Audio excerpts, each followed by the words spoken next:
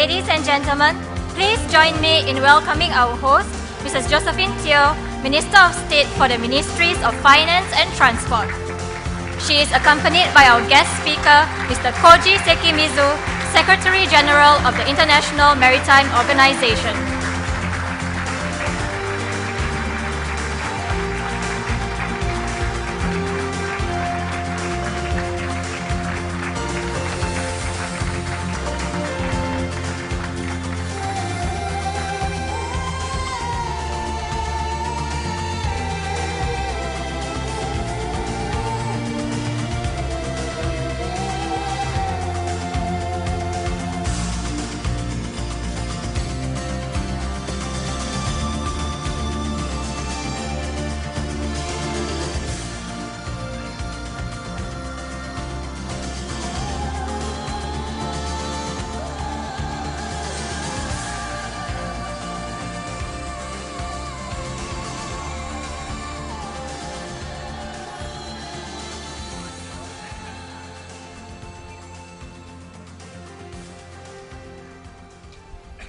Mrs. Josephine Teo, Minister of State for the Ministries of Finance and Transport, Mr. Koji Sekimizu, Secretary General of the International Maritime Organization, Mr. Choi Shing Kwok, Permanent Secretary, Ministry of Transport, Mr. Lucian Wong, Chairman, Maritime and Port Authority of Singapore, distinguished guests, ladies and gentlemen, good afternoon and a very warm welcome to the 6th Singapore Maritime Lecture. My name is Murni, and I will be your MC for this afternoon. The Singapore Maritime Lecture is a key event of the Singapore Maritime Week, and this year sees the 6th installment of the series. Launched in 2007, the Singapore Maritime Lecture attracts and engages thought leaders on a wide range of important maritime issues. Without further ado, I would like to invite the lecture's moderator, Ambassador Mary Sid Cheng, Special Advisor to the Maritime and Port Authority of Singapore, to deliver her introductory remarks. Ambassador, please.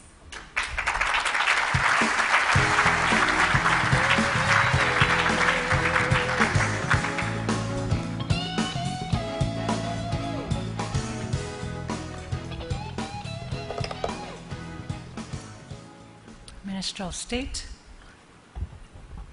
Mr. Secretary General, Excellencies, distinguished participants, ladies and gentlemen, good afternoon to all of you, and welcome to the 6th Singapore Maritime Lecture organized by the Maritime and Port Authority of Singapore. It is our pleasure to be in the presence of a distinguished crowd who have no doubt been attracted by our eminent speaker for the Singapore Maritime Lecture. I'd like to say hello to my friends from Panama, since I'm a little partial to them as ambassador to Panama. The Singapore Maritime Lecture is one of the anchor events of the Singapore Maritime Week. It is an opportunity to hear from and dialogue with a notable personality on maritime matters. It was launched in 2007. The inaugural lecture was delivered by Singapore's then Minister Mentor, Mr. Lee Kuan Yew. This year, we have the honor to have one of the luminaries of the maritime community, the Secretary General of the International Maritime Organization, Mr. Koji Sekimizu, to deliver the 6th Maritime Lecture. The IMO was formed in 1948 to regulate international shipping, and now has a membership of 170 member states. In its 64 years of existence, it has scored many achievements. Among them was the IMO's first task to adopt a new version of the International Convention for the Safety of Life at Sea, or SOLAS, and the International Convention for the Prevention of Pollution from Ships, or MAPO, and its various protocols. This year is particularly significant as it marks 100 years since the sinking of the Titanic, which led to the first version of the SOLAS Convention in 1914. Mr. Sekimizu was appointed the new IMO Secretary General from January 2012 after a hotly contested election at the IMO Council last year. There were 6 candidates that vied for the post. This attests to the relevance and significance of the IMO today. In his election manifesto, Mr. Sekimizu had 3 visions for the future of the IMO: enhancement of dialogue with member states, or a consultative approach, enhancement of technical cooperation, a focus on capacity building, and review and reform at the IMO for more efficient and responsive delivery of the demands on the IMO.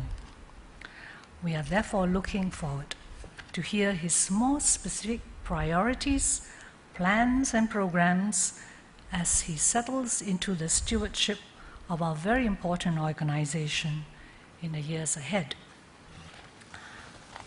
But before we hear them, allow me to say a few words about our speaker, who I had the pleasure of knowing since I started attending IMO meetings since 1997. Mr. Koji Sekimizu has had a long and illustrious maritime career. Born in Yokohama, one of the largest trading centers of Japan, he graduated from Osaka University in 1977 as a naval architect and joined Japan's Ministry of Transport shortly after. From 1977 to 1988, during stints in both the Ministry of Transport and Foreign Affairs, Mr. Sekimizu worked closely on IMO issues and represented Japan at various IMO meetings, including the Maritime Safety Committee and the Maritime Environment Protection Committee. He joined the IMO in July 1989 as a technical officer in the Maritime Safety Division, and with his expertise and capabilities on technical issues, moved up the ranks to become Senior Deputy Director of the Marine Environment Division in 1997, Director of Marine Environment Division in 2000, and Director of the Marine Safety Division in 2004.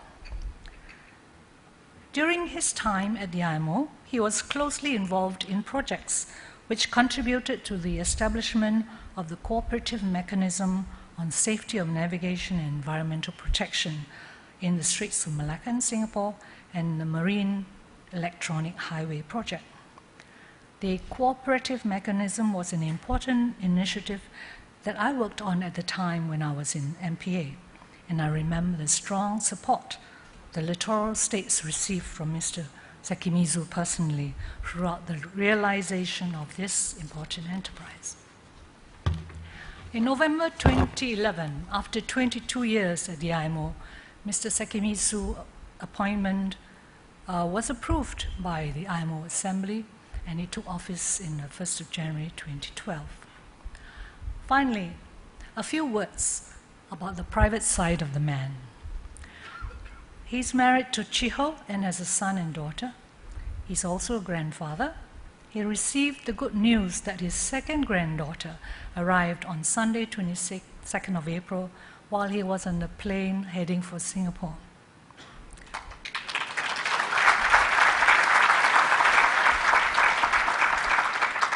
We warmly congratulate you and Mrs. Sekimizu for being grandparents a second time. I hope the Secretary General does not mind that I share another private and romantic side of him. While some of us already know that he is a keen golfer, not many may know that he is a singer and composer. And he has composed 7 songs, all dedicated to his wife. Perhaps that's how he secures his license to play golf.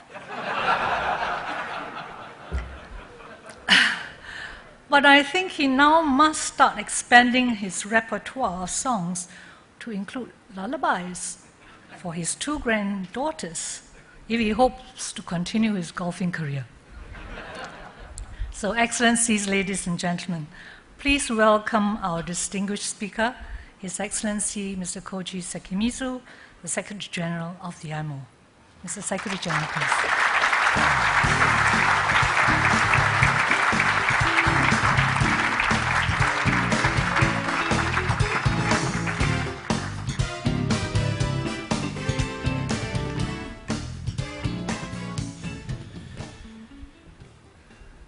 Your Excellency, Mrs. Josephine Teo,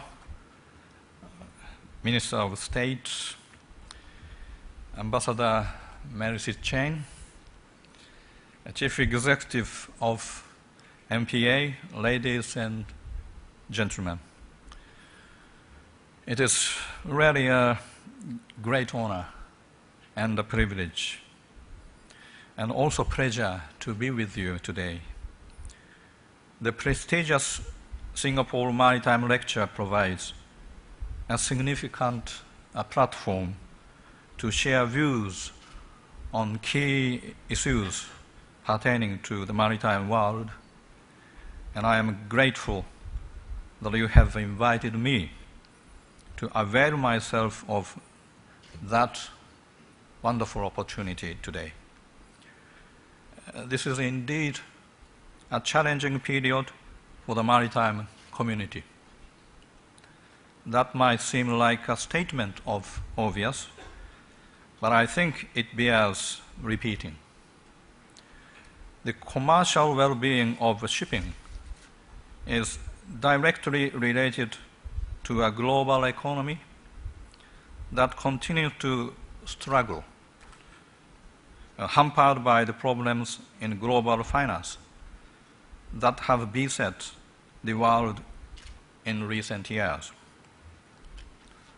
To compound this rather bleak underlying commercial picture, as so often seems to happen, the demand for shipping service is weakening at a time when supply of vessel is at a high level. This is the cyclical nature of shipping. Those who rushed to order ships in pre-2008 boom period, may be today questioning their decision, but the hindsight, as we all know, is a wonderful gift. IMO too faces a number of significant challenges.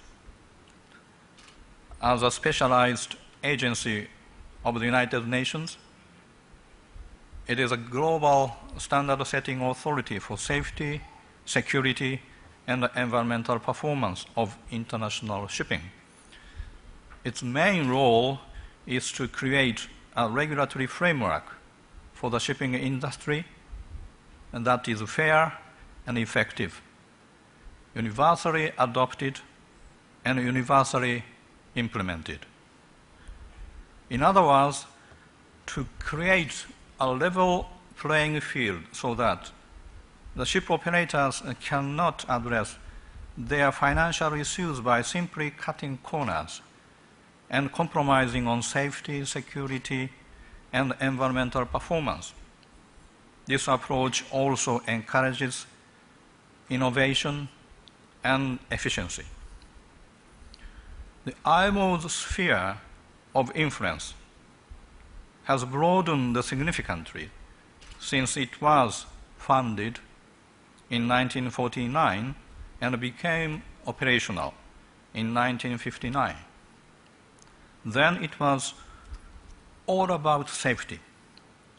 Today, environmental, legal, and other issues all form important part of the organization's work. But for me, safety will always be the core function of IMO and the main concern that keeps driving us forward. We strive constantly to deliver an international regulatory structure that ensures shipping remains safe, secure, efficient, and environmentally friendly.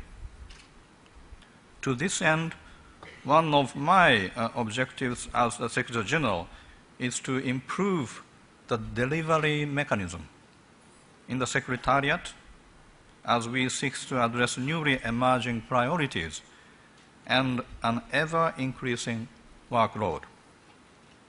I refer particularly to the new demands upon the organization from high-level policy concerns.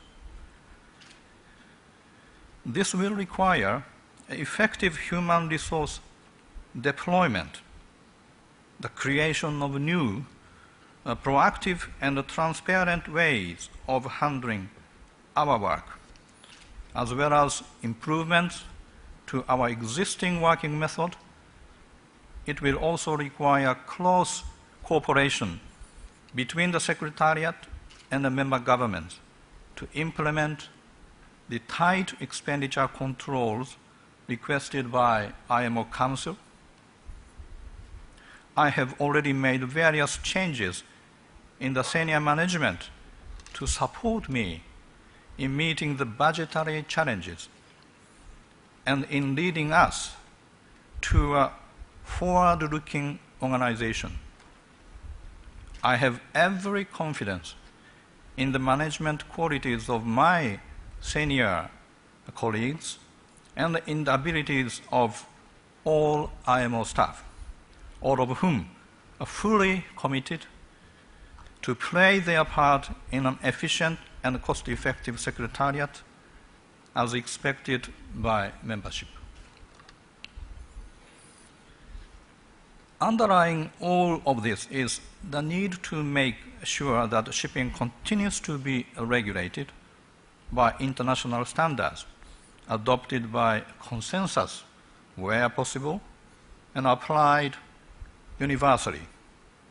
Regional or unilateral regulation of such a truly international industry is simply not in anyone's interest. The specific challenges we face alter and develop over the time as we respond to changes in shipping and in the global context. In 2012, for example, we are still heavily engaged in tackling piracy,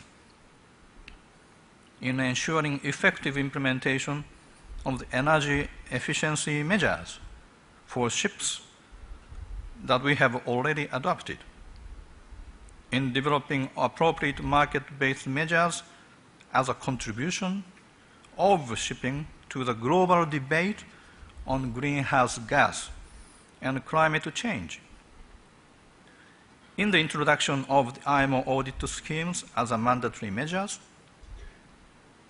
in achieving sustainable long-term financial basis for the World Maritime University, in continuing to offer and deliver meaningful and effective technical cooperation and capacity building, plus, of course, all other various technical issues that arise during the course of IMO's work. I should like now to focus on one or two of those challenges that are currently of particular importance for IMO and seems to remain high on the agenda for some time to come. Even before the Costa Concordia incident made headlines all around the world, the safety at sea was always going to be in a sharp focus for IMO during 2012. And now, in the wake of that incident and others that have followed, the safety will feature even more prominently. Given the truly international composition of the Costa Concordia's passengers and crews, the Italian authorities have agreed to my request to allow IMO to be represented as an observer on the body overseeing the casualty investigation. in order to monitor progress closely and remain abreast of emerging issues as they arise. I have also added an agenda item on passenger ship safety to the agenda of the Maritime Safety Committee to provide an opportunity for IMO member government to consider any related issues. The whole world awaits the investigation into Costa Concordia incident, and IMO is the right place to learn the lessons from the incident and ensure they are acted upon. The Maritime Safety Committee will receive key information from the casualty investigation as soon as possible and will prepare and swiftly adopt any measures through a fast-track approach, meaning adopt possible amendments and complete the implementation of operational measures within 1 year, in my view. I am sure that the cruise industry will be eager to promptly implement new measures even without formal adoption, entry into force, and enforcement by member government. The Maritime Safety Committee would also update its work program to reflect the experience gained and the lessons learned from the Costa Concordia incident in setting the future standard for the new generations of cruise vessels. After all, the committee's long-term project is always to improve the safety for new generations of passenger ships. This year also marks 100 years since the sinking of Titanic, in which more than 1,500 people perished in the freezing waters of North Atlantic, transforming what was then the world's most celebrated ship into a name forever associated with disaster. Many ships have sunk. Too many, although few, if any, have had the long-standing impact of the Titanic